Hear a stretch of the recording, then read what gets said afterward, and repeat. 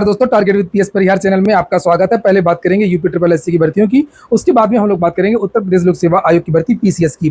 चलिए शुरू करते हैं। एक कहावत है कि जब तक आप कुछ मांगेंगे नहीं तब तक आपको कुछ मिलेगा भी नहीं। और कोई माँ भी बच्चे को तभी दूध देती है जब बच्चा रोना शुरू करता है। वही चीज़ यहाँ पर भी है। जब आप सरकार के सामने अपनी बात रखेंगे नहीं तब सरकार उसको मानेगी कैसे। और उत्तर प्रदेश में तो वैसे भी जब तक आप पढ़ाई के अलावा धरना, प्रदर्शन, आंदोलन, मांग नहीं करेंगे तब तक आपको नौकरी नहीं मिलती। तो यहाँ पर ये विद्यार्थियों ने मेरे पास भेजा है, जिसे आप लोग यहाँ पर देख सकते हैं। इसको लेकर के मैंने पहले भी वीडियोस बनाए हैं। सरकार जहाँ पर लगातार बड़े बड़े दावे कर रही है। अभी 2 दिन पहले मुख्यमंत्री जी ने फिर से ट्वीट किया, 6.5 लाख से अधिक युवाओं को सरकारी नौकरी दे चुके हैं। करोड़ों लोगों के लिए नौकरी भी और रोजगार के लिए भी इन्वेस्टमेंट के माध्यम से हमने, जिसे आप लोगों ने देखा भी होगा। मैंने इसको लेकर के वीडियो नहीं बनाया था क्योंकि मैं भी ऐसी सूचना देते देते थक गया हूं और ऐसी घोषणाओं का कोई ज़्यादा मतलब बचा नहीं है।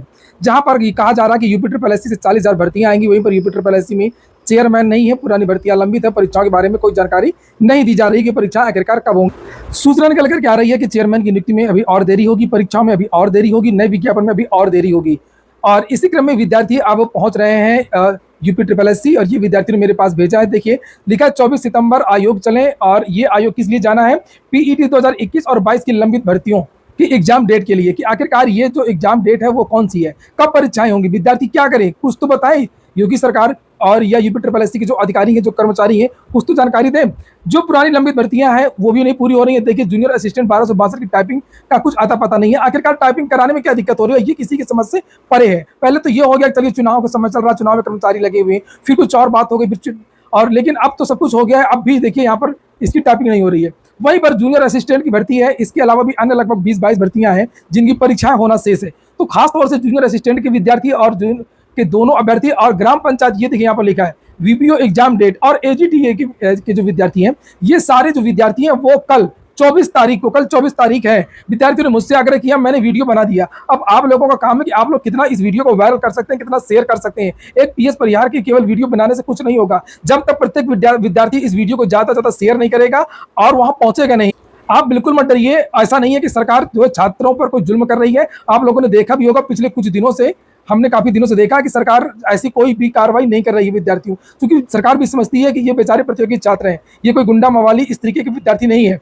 और अपनी जो मांग है वो विद्यार्थी यूपी ट्रिपल एससी से नहीं करेंगे, सरकार से नहीं करेंगे तो किससे करेंगे? शांतिपूर्वक ही तो आप लोग अपनी मांग रख रहे हैं।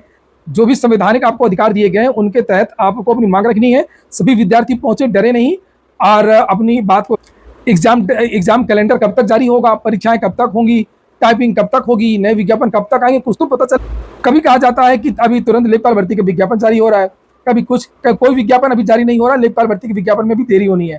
तो ये जो विद्यार्थी है वो ध्यान दें। और अगर विद्यार्थी ज्यादा रहेंगे तभी आपकी बात का कोई असर होगा। अगर विद्यार्थी कम रहेंगे तो इसका कोई असर नहीं होगा। सरकार को, अधिकारियों को यही लगेगा ये कुछ विद्यार्थी हैं, ज्यादातर विद्यार्थी खुश हैं, कोई आरओ की तैयारी कर रहा है, कोई पीएससी की तैयारी कर रहा है, कोई रेलवे की तैयारी कर रहा है। और तो आप लोग ज्यादा से ज्यादा वीडियो को शेयर करें और ज्यादा से ज्यादा संख्या में विद्यार्थी यूपी ट्रिपल एससी जाए, वहां पर पहुंचे। और अधिकारियों को बताइए कि मुख्यमंत्री जी तो कह रहे थे कि 40,000 भर्ती हम निकालने जा रहे हैं, वही पता करने आए हैं कि जब परीक्षा नहीं होगी तो 40,000 नियुक्ति पत्र आप कैसे बांटेंगे, किनको नियुक्ति पत्र बांटेंगे? अगर मुख्यमंत्री जी ने जो कहा है अगर आप उसका पालन करना चाहती हैं तो परीक्षाएं करवाइए, तभी 40,000 नियुक्ति आप दे पाएंगे 6 महीने के अंदर। नहीं तो मुख्यमंत्री जी की जो बातों की और ज्यादा बेइज्जती होगी, अवहेलना होगी, और इसका कारण केवल आप ही लोग। और इसी तरीके से 25 तारीख को ये लेखपाल भर्ती के विद्यार्थी भी पहुंच रहे हैं, इनकी भी मांग बिल्कुल जायज है। मैंने सुबह की वीडियो में भी ये सूचना दी थी और अभी मैं 25 तारीख तक कोशिश करूंगा कि प्रत्येक वीडियो में इसके बारे में अवेयरनेस फैलाऊं, आप लोगों को जानकारी दूं और जागरूक करूं।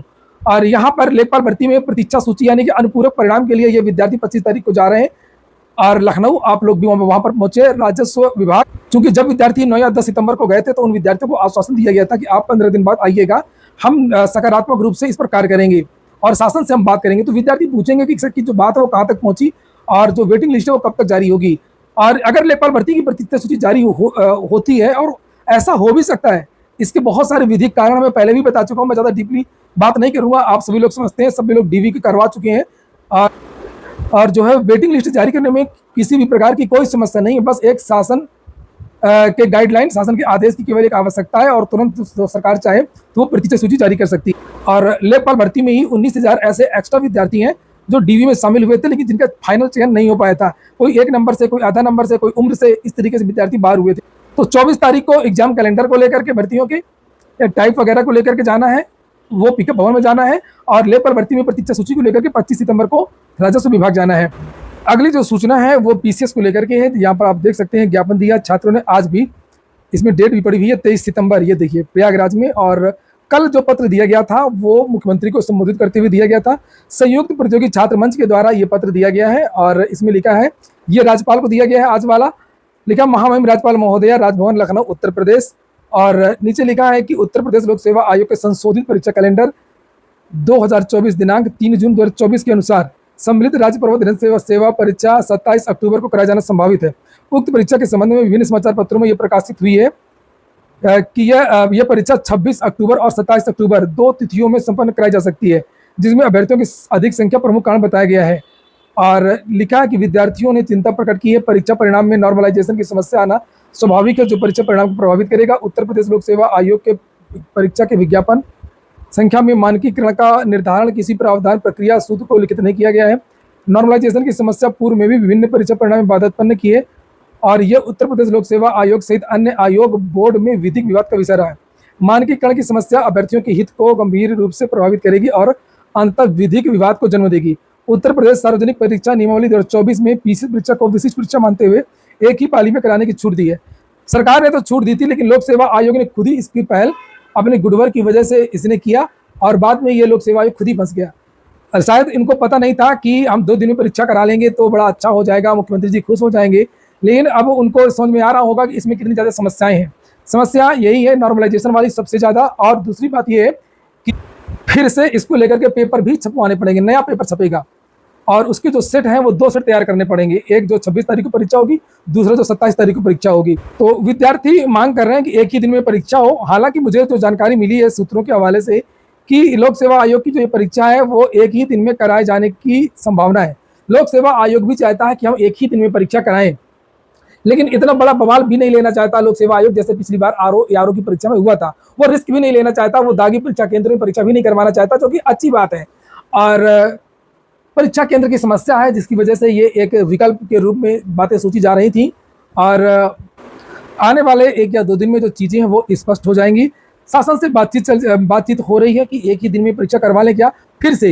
हालांकि शासन ने पहले ही छूट दिया था और अगर कुछ और परीक्षा केंद्रों की व्यवस्था हो जाएगी, जैसे कि मैंने कल शाम की वीडियो में आप लोगों को जानकारी दी थी कि कुछ यूनिवर्सिटीज़ वगैरह हैं जो परीक्षा केंद्र नहीं दे रही हैं, वो अपने यहाँ परीक्षा नहीं करवा रही हैं।